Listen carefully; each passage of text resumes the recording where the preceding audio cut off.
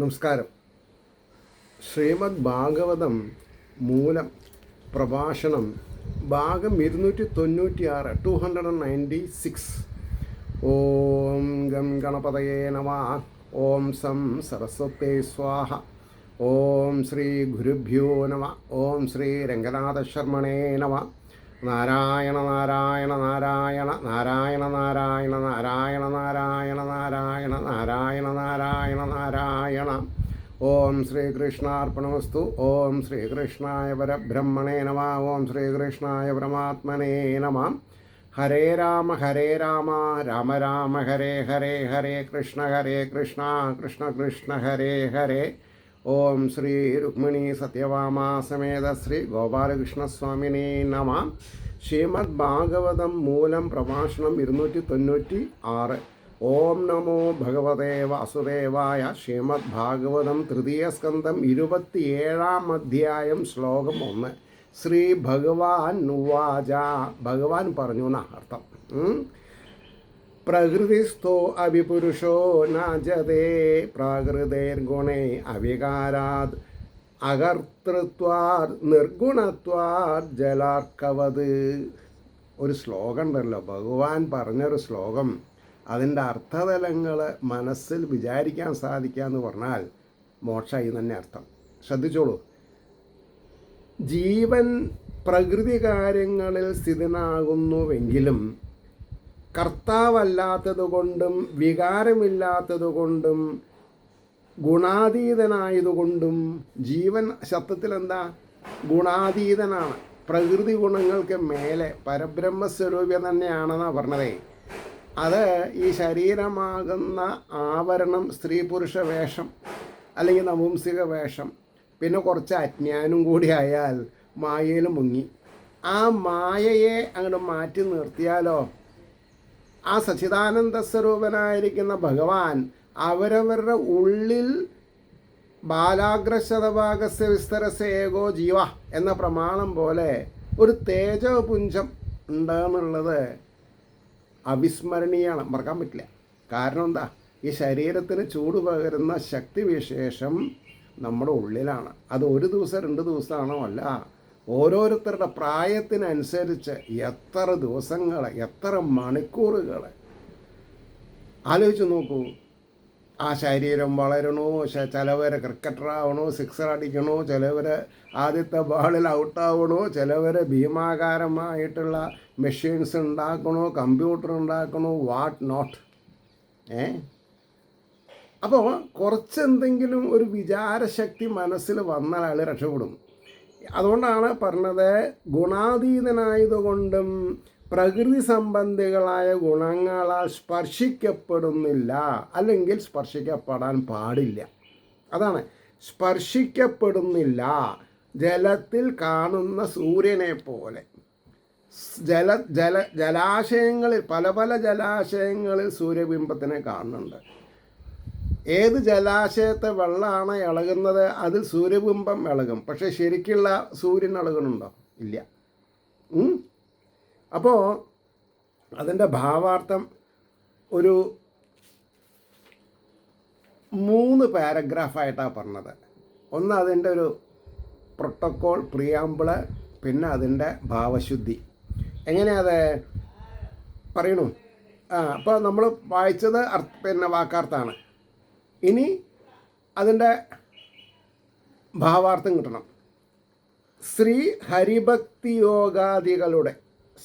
ഹരിഭക്തിയോഗാദികളുടെ സഹായത്താൽ ഒന്നും നടക്കില്ല.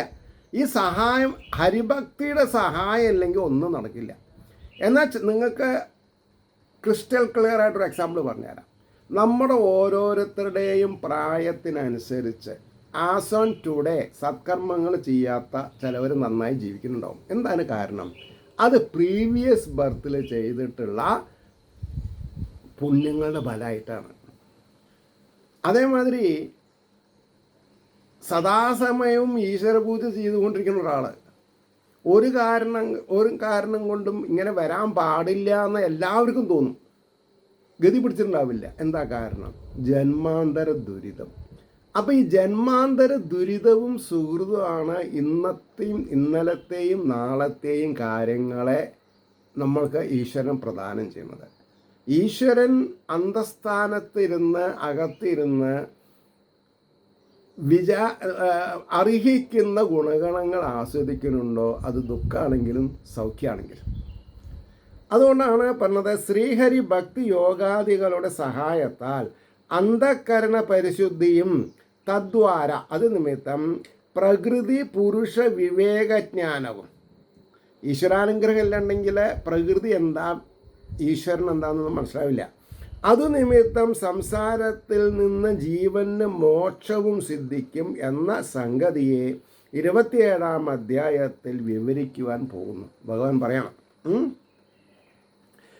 കഴിഞ്ഞ 26-ാം അധ്യായത്തിൽ ഭക്തി പരിശുദ്ധമായ അന്ധകരണത്താൽ പ്രകൃതിയിൽ നിന്ന് വിട്ടിരിക്കുന്ന പുരുഷനെ, അതായത് ഈശ്വരനെ, എവിടെയൊക്കെ പുരുഷൻ പറയേണ്ടത് അത് ഈശ്വരനാണ്. അതന്നെയാണ് ജീവൻ, അതന്നെയാണ് ആത്മാവ്, അത് തന്നെയാണ് പരമാത്മാവ്. അപ്പോൾ ഈശ്വരനെ പരമാത്മാവിനെ ധ്യാനിക്കണം എന്നാണ് പറഞ്ഞു വച്ചിരിക്കുന്നത്.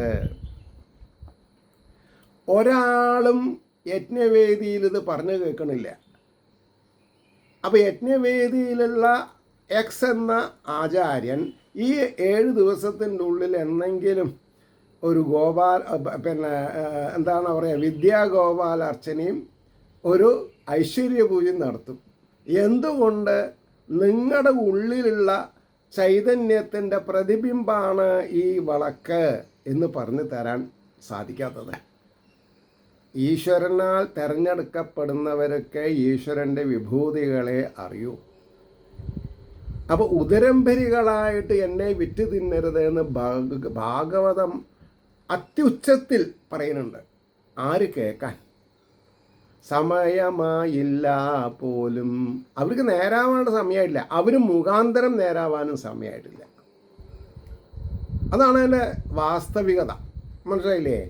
അപ്പോൾ വിവേകത്തിൻ്റെ സ്വരൂപത്തെ ധരിപ്പിക്കുവാൻ വേണ്ടി പ്രകൃതിയെ വേർതിരിച്ചറിയാത്തത് കൊണ്ടാണ് ജീവന് സംസാരക്ലേശമുണ്ടാകുന്നത് എന്ന് 3 ശ്ലോകം കൊണ്ട് കാണിക്കുകയാണ്.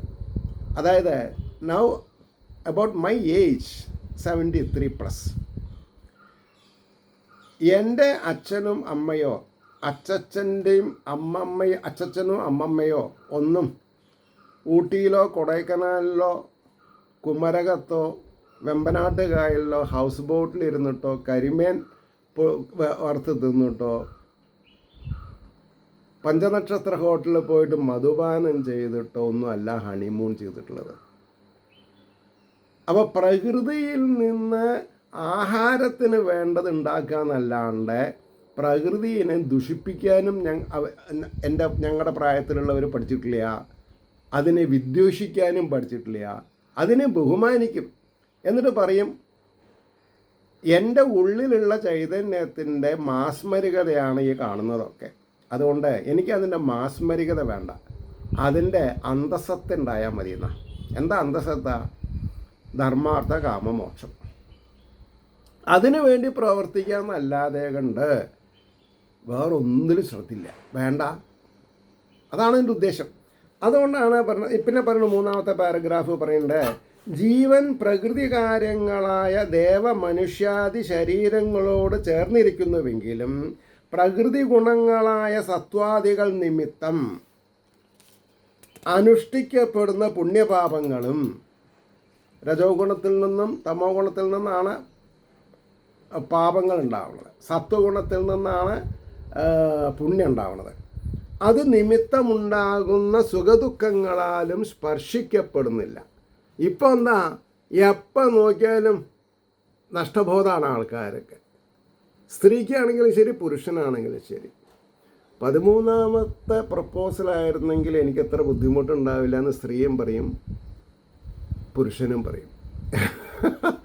എനിക്കറിയില്ല എന്താണെന്നുള്ളത്.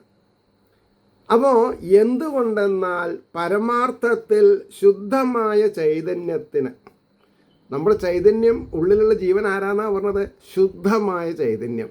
പിന്നെ പിടിപ്പുകേട് കൊണ്ടാണ് മാലിന്യങ്ങൾ വരുന്നത് അതിന്.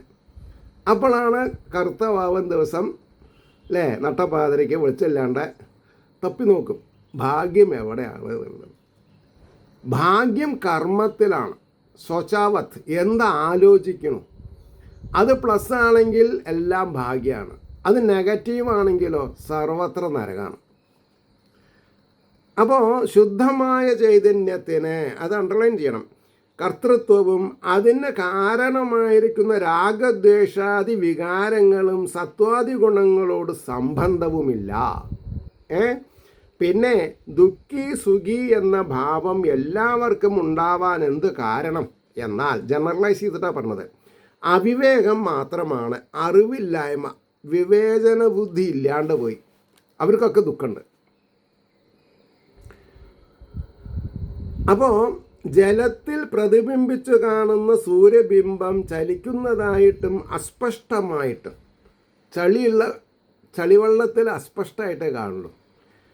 കാണപ്പെടുന്നത് ജലത്തിൻ്റെ ചലനവും മാലിന്യവും നിമിത്തമാകുന്നു. സൂര്യൻ്റെ കുഴപ്പമില്ല.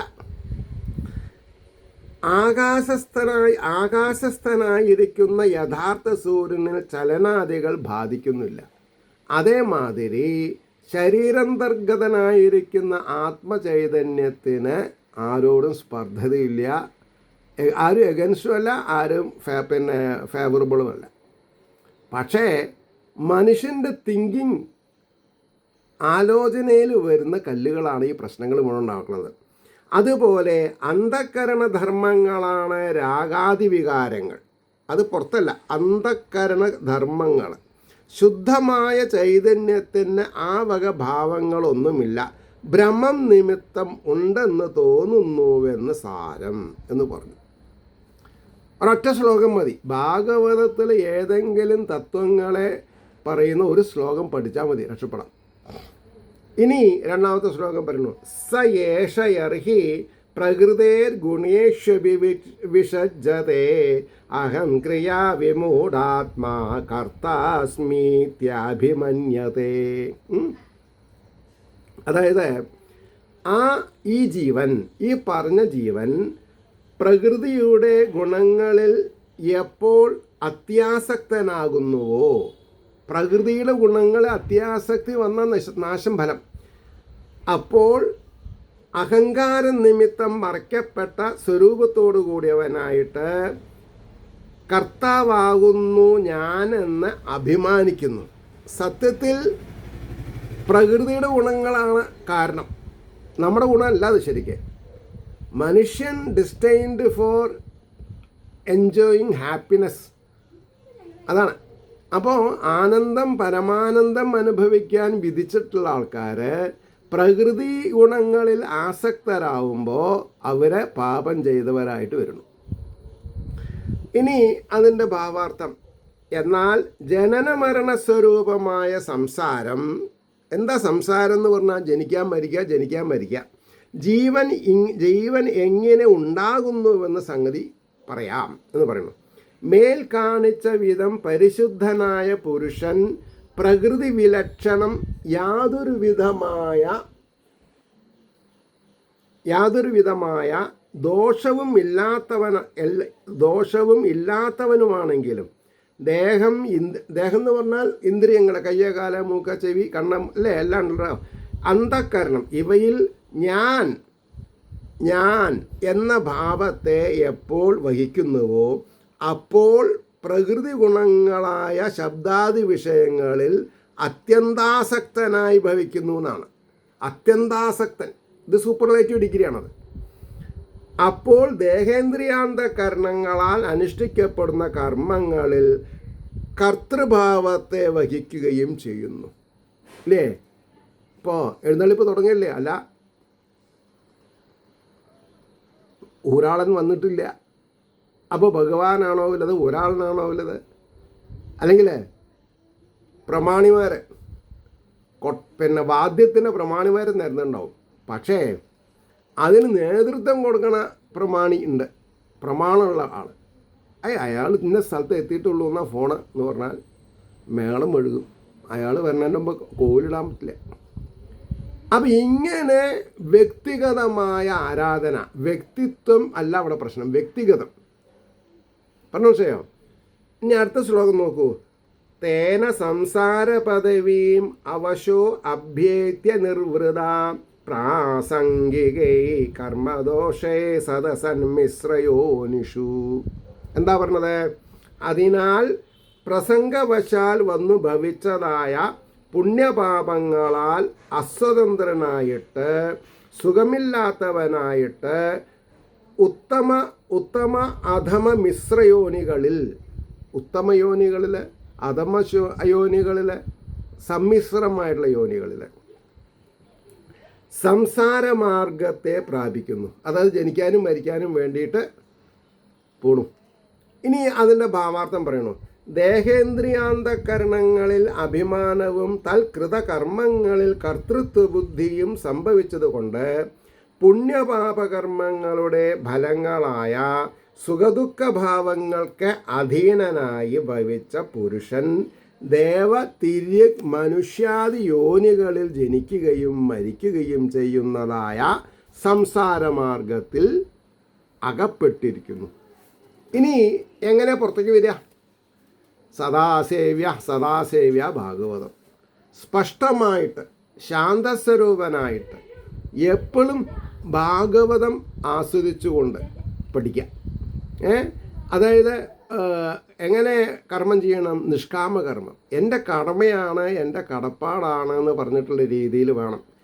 അപ്പോൾ 4ാമത്തെ ശ്ലോകത്തിലേക്ക് പോവാം. അർത്ഥേ ഹി വിദ്യമാനേപി സംസൃതിർന നിവർത്തതേ ധ്യായതോ വിഷയാനസ്യ സ്വപ്നേ അനർത്ഥാഗമോ യഥാ.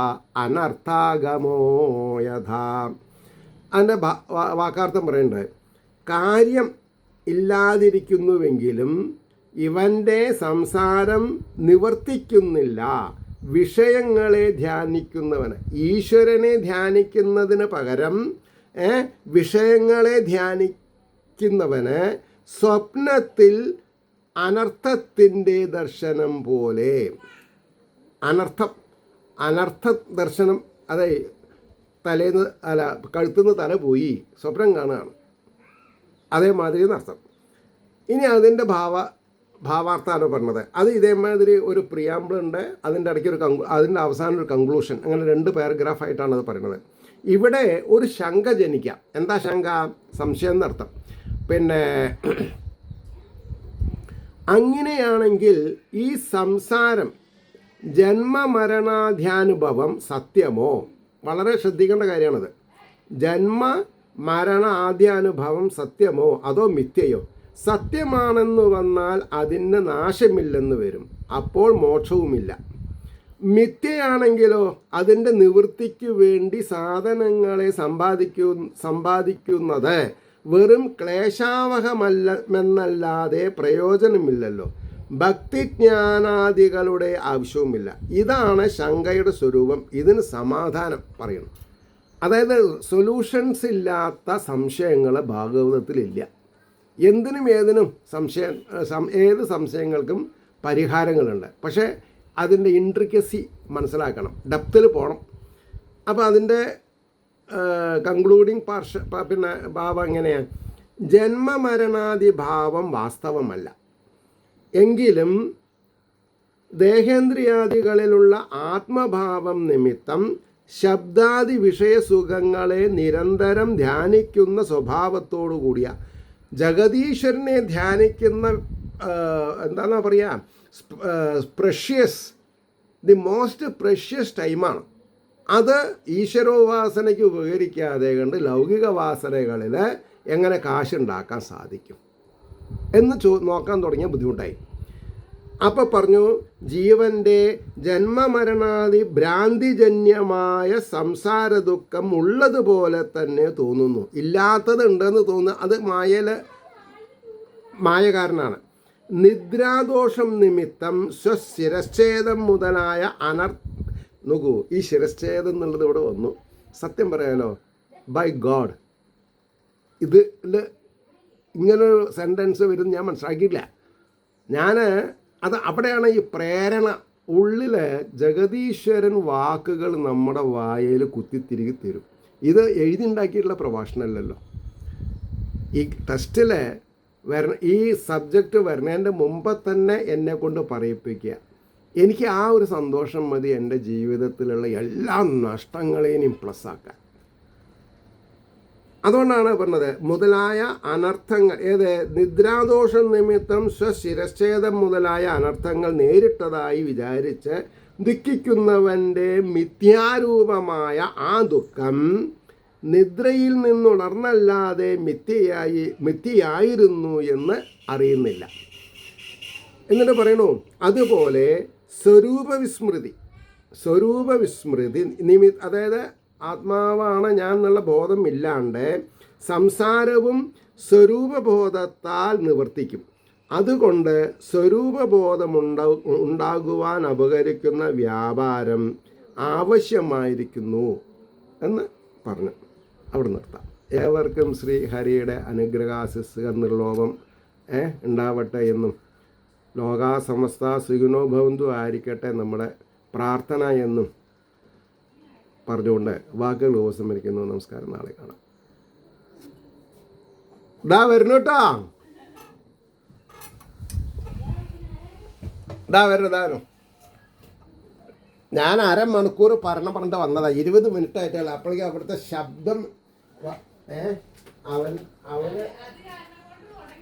അല്ല മുടങ്ങിച്ചാൽ അവൻ്റെ ആഗ്രഹം കാണാൻ തൊടാൻ പറ്റുമോ നോക്കട്ടെ.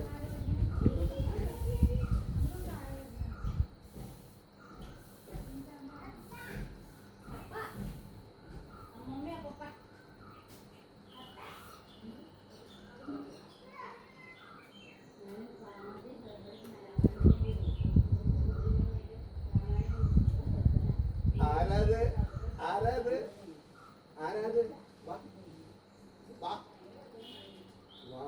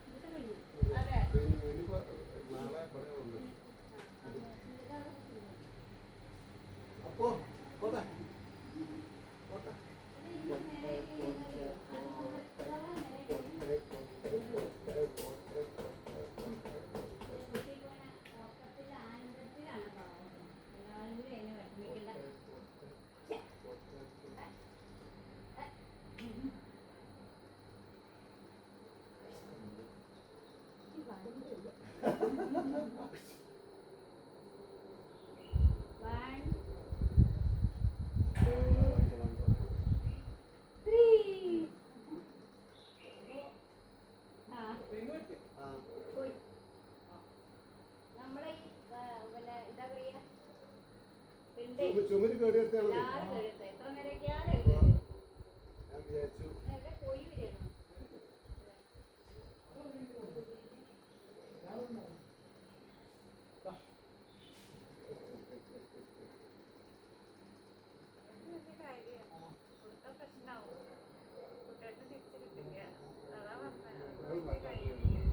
നല്ല ലോകിയാണ്.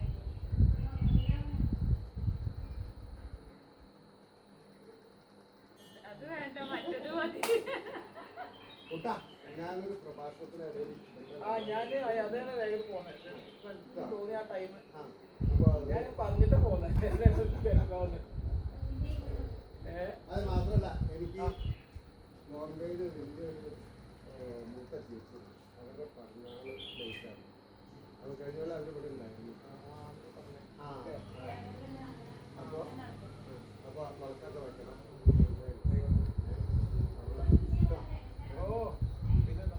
എല്ലാവരും കൂട്ടി പറഞ്ഞാൽ എല്ലാവരും കൂട്ടി പറയുമ്പോൾ കാശിയാണ്. ആയിക്കോട്ടെ, തന്നാ ഞാന് വലിയ അച്ഛനെ അങ്ങനെയല്ലേ നമ്മുടെ കൃഷി കണ്ട കിട്ടോ പച്ചക്കറി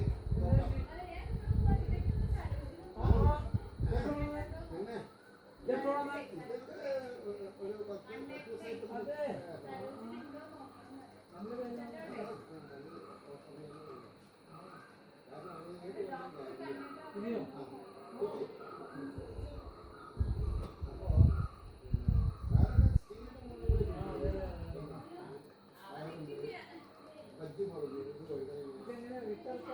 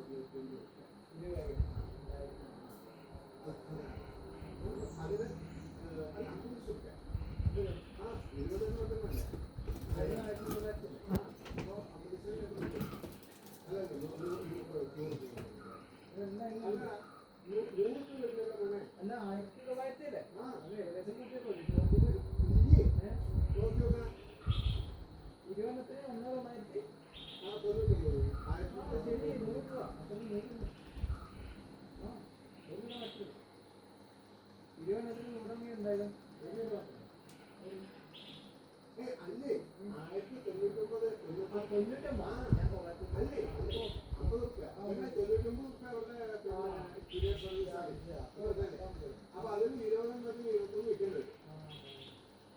അവരെന്ത് ചെയ്യുന്നുണ്ടോ? അല്ല നമ്മുടെ ഓർഡർ കൺഫേം ചെയ്ത് അപ്പോൾ ഒരു മെസ്സേജ് വരും. അടുത്ത ഓർഡർ ചെയ്യുകയാണെങ്കിൽ 5% ഡിസ്കൗണ്ട് വരും. അത് നമ്മൾ ചെയ്യുന്നില്ല. അപ്പൊ അതാണ് അവര് ഒന്ന്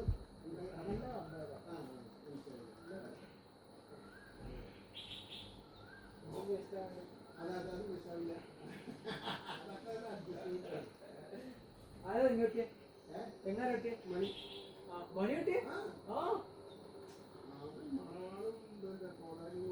കെട്ടില്ലേ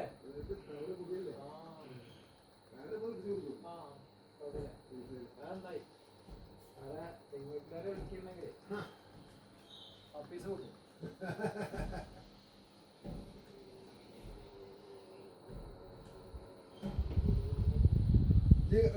മണിയെ ഇവിടെ വന്ന ഒരു സന്തോഷ വർത്തമാനം പറയാം. അല്ല ഇവിടെ കേരള ഇവിടെ കേരള